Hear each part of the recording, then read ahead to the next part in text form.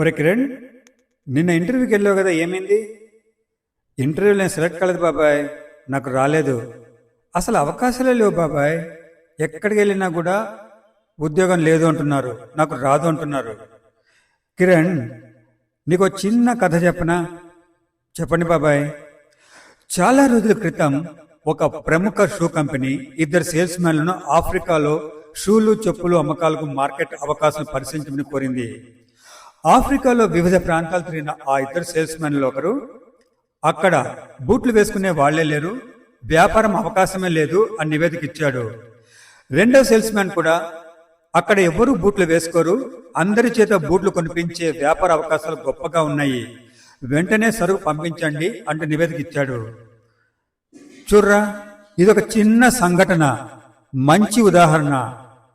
ఒకే రకమైన పరిస్థితిని ఇద్దరు వ్యక్తులు ఏ విధంగా ఆలోచించారో తెలుస్తుంది.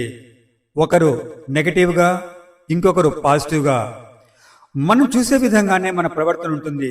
ఆ పరిస్థితిని మార్చలేమనుకుంటే మన ఆలోచనలు, ప్రవర్తనలు కూడా దానికి తగ్గట్టుగానే ఉంటాయి. ఈ ప్రపంచం నిండా ఎన్నో అవకాశాలు ఉన్నాయంటే వాటిని